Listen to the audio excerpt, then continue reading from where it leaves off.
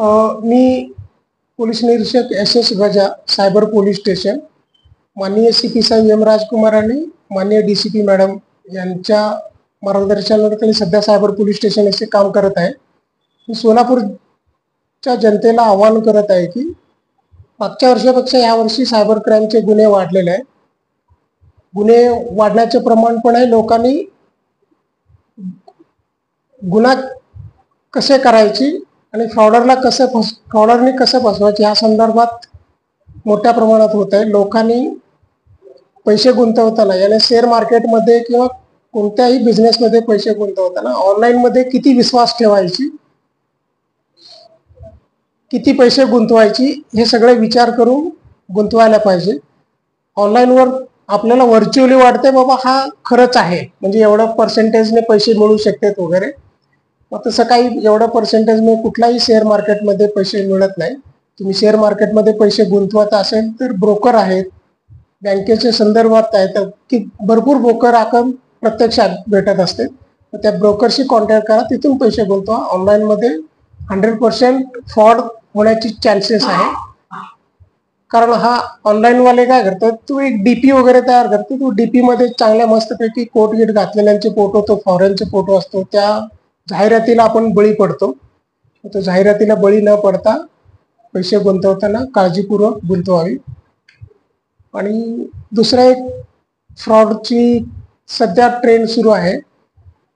पोलिसांचे नाव सांगून बाबा तुमच्या विरुद्ध गुन्हा दाखल आहे, त्यांना काय तुम्ही प्रोन साईडला व्हिजिट दिलेलं आहे, तुमच्या अकाउंटमध्ये पैसे आलेले आहे अशी खोटी माहिती देऊन तुमच्या विरुद्ध गुन्हा दाखल आहे, म्हणजे पोलिसांची अरेस्टची वगैरे भीती दाखवते. सध्या तो ED, CBI, इन्कम टॅक्स अशा प्रकारचे अधिकाऱ्यांचे नावं सांगून तो तुम्हाला भीती दाखवते. असे कोणाचेही कॉल आला तरी तुम्ही त्यांना घाबरू नका. तुम्हाला स्थानिक पोलीस स्टेशनला कॉन्टॅक्ट करा. तुम्हाला काय जर डाऊट वाटत असेल तुम्ही डायरेक्ट सायबर पोलीस स्टेशनला कॉन्टॅक्ट करा. 100 नंबर आहे, 112 आहे.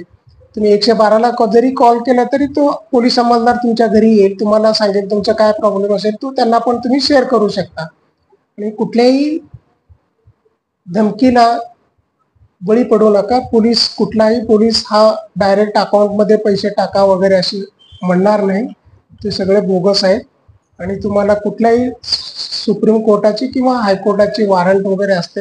आणि RBIची वगैरे भीती दाखवून लोकांना फसवणूक करत आहे. RBI कडून कुठल्याही प्रकारची अशी फोन येत नसते आणि कुठल्याही बँकेचे फोन येत. क्रेडिट कार्ड संदर्भात बोलायचे म्हटल्यानंतर तो क्रेडिट कार्ड लोकांकडे पर्यंत आलेले असते, त्याची माहिती फ्रॉडरला जात असते.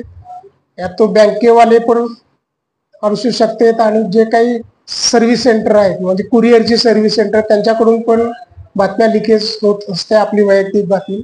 त्यामुळे क्रेडिट कार्डवर ऑनलाईनचे व्यवहार करताना किंवा अपडेट करताना खात्री करा तो प्रत्यक्ष बँकेत जाऊन त्याची पूर्तता सर्व कागदपत्राची आणि जे काही ऑनलाईनचे आहे त्याची बँकेत जाऊनच पूर्तता करा. धन्यवाद.